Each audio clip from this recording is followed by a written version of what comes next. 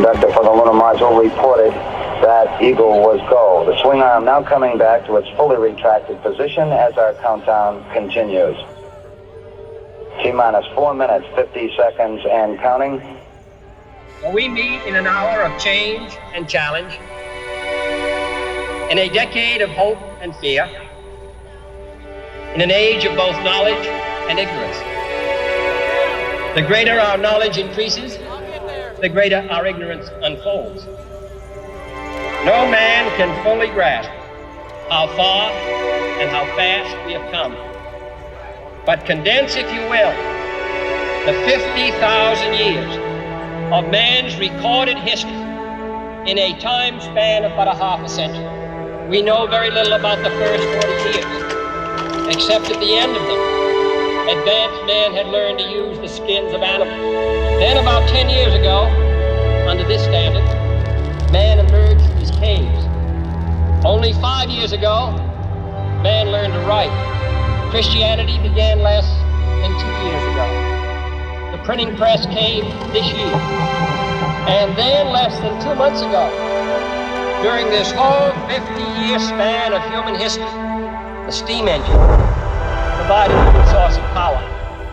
Newton explored the meaning of gravity. Last month, electric lights and telephones and automobiles and airplanes became available. Only last week did we develop penicillin and television and nuclear power. And now, if America's new spacecraft succeeds, we will have literally reached the stars before midnight tonight.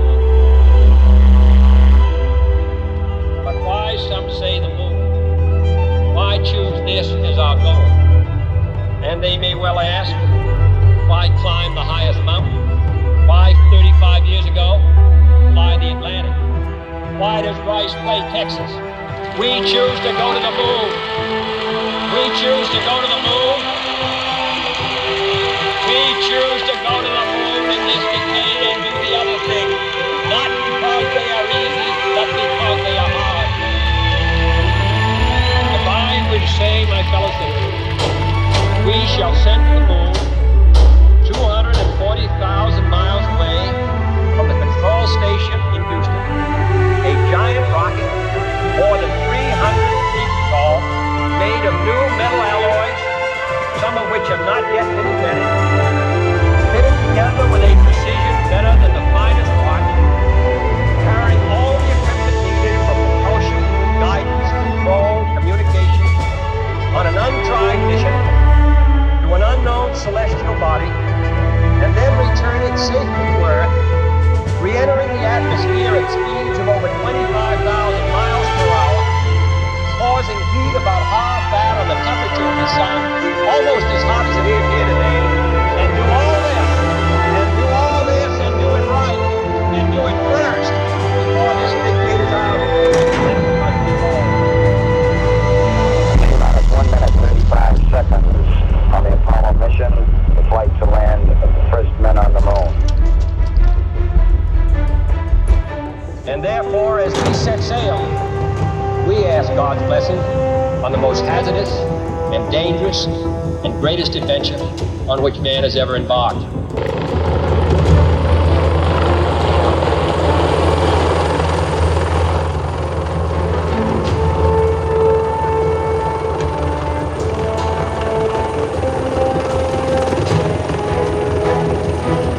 We passed T-minus 60.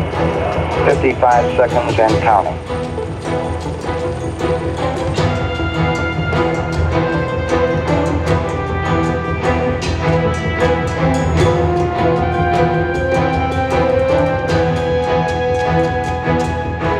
Neil Armstrong just reported back. It's been a real smooth countdown. We're on internal power with the launch vehicle at this time.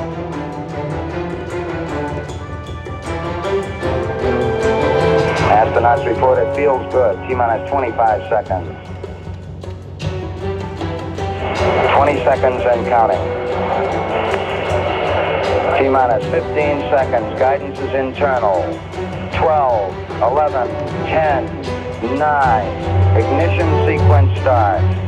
6, 5, 4, 3, 2,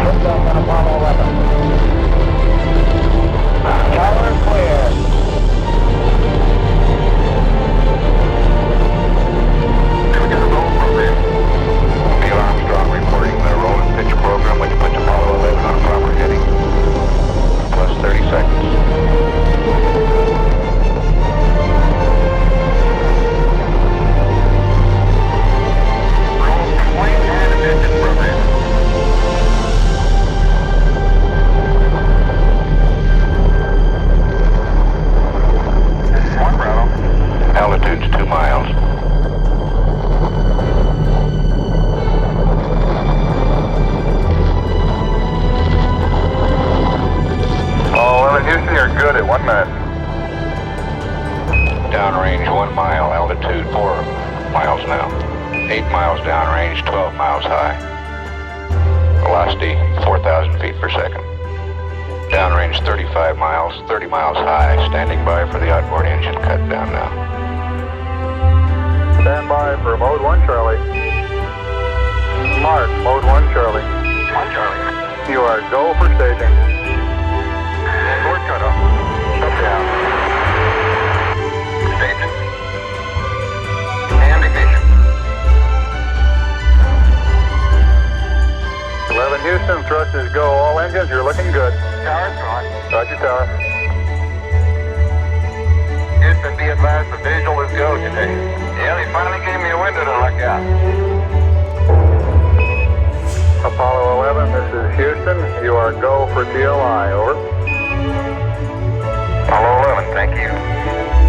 Altitude 177 nautical miles. Confirm ignition and the thrust is go. We're showing velocity 35,570 feet per second. Yeah, Houston, Apollo 11, that's that, and gave us a magnificent ride. Roger, 11, we'll pass that on, and it certainly looks like you're well on your way now. Go for LEM eject.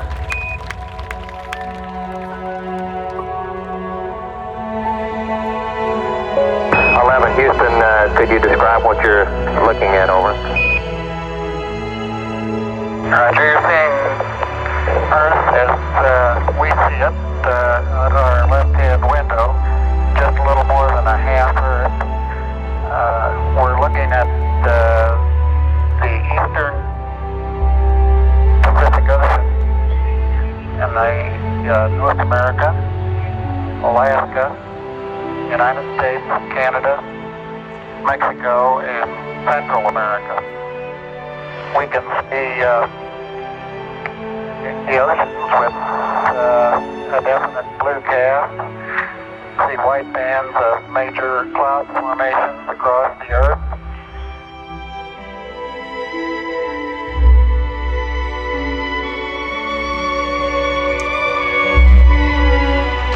This is Apollo Control at 55 hours, 10 minutes.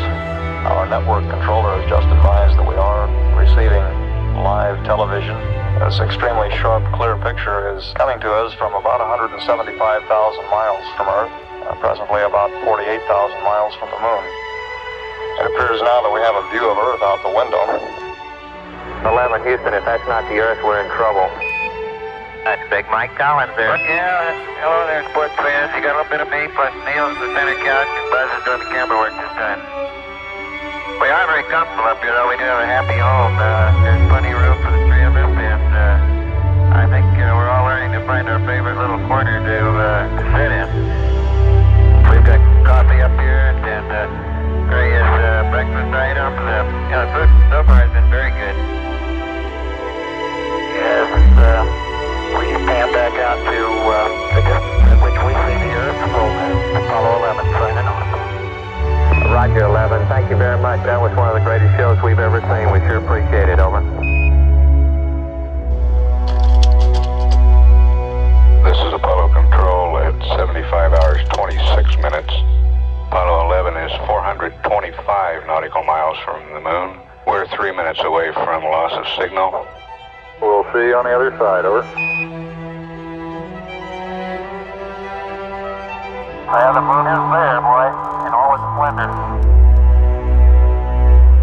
Fantastic. Right back there behind us, it looks like a gigantic crater. Look at the mountains going around it. My gosh, they're monsters.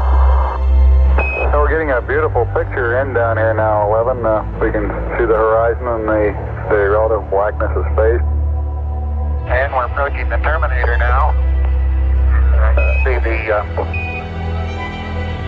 contrast increase, and only the sunlit side of the bridges remain illuminated, while the dark sides in the shadow will become completely black. I think you'll agree that some of these craters that you're seeing in the picture now are really accentuated by the lengthening of the shadows as we approach the Terminator. There you have it. our first glimpse of the lunar surface during the Apollo 11 mission. This is Apollo Control, Houston. It is now July 20, the day scheduled for lunar landing. Hello, Eagle, Houston. We're standing by, over. Roger, Eagle, I'm done. Roger, how does it look? The Eagle has wings.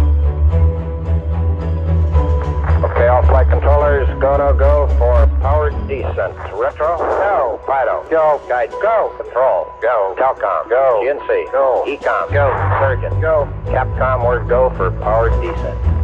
Eagle, Houston, you read your go for powered descent, over. Engine 10%.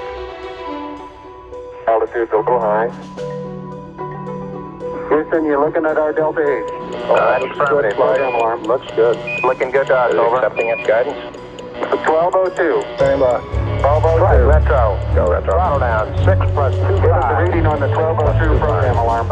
We have another 1202 alarm. 1202. What's that? It's executive overflow. If it does not occur again, we're fine. We're going that flight. We're going that alarm. Same type. We're go flight. Okay, we're go. We're go. Same type. We're go. Single alarm. Tell them to leave it alone and we'll monitor it, okay? Okay, 75 feet. There's looking good, down a half. Rod. He's taking in the Delta H now. Rod. 60 seconds. 2.5 down. Face shadow. More forward. More forward. Just to the right a little. Contact light. Okay, engine stop. Tranquility Base here. The Eagle has landed.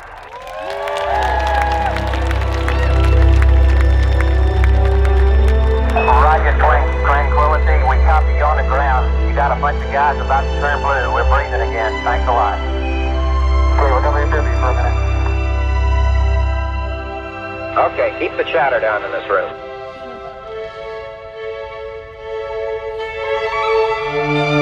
Hatch reported coming open at 109 hours, 8 minutes, 5 seconds. Okay, Neil, we can see you coming down the ladder now. At the foot of the ladder, the lamp footpads are only depressed in the surface about 1 or 2 inches. I'm going to step off the lamp now. That's 1 small step for man, 1 giant leap for mankind. Small step for man, but 1 giant leap for mankind.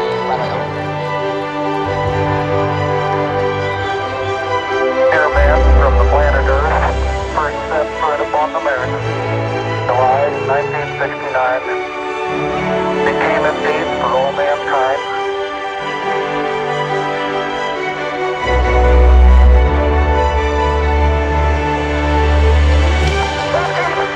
That may have been a small and steel, but that's a long one for me. Hey, guys, we've had a problem here. Say again, please. Oh, yeah, we've had a problem. Yeah, I'll tell you, it's a fantastic view from here. This is really a rock and roll ride, isn't it? I've been on a ride like this before. Oh, boy. I get close to being American, Tony. Like this. And as we leave the moon and towards Littrell, we leave as we came, and God willing that we shall return with peace and hope for all mankind. Callie, oh, the Skylab. Are you in the full shaking hands now? America's first space shuttle. Endeavour, Challenger, Lab, liftoff of Space Shuttle Discovery with the Hubble Space Telescope. Liftoff of the first expedition to the International Space Station. It's launch directive. You gotta go to proceed. On July 20th, 1969, humans walked on the moon for the first time. Hundreds of thousands of Americans worked together for this moment. Millions more were inspired by it. The United States is working to send humans back to the moon. The Artemis missions will carry the fire of Apollo under the same banner of freedom and peace. The spirit of Apollo is a world in which the sky is no longer the limit and the moon is just the beginning.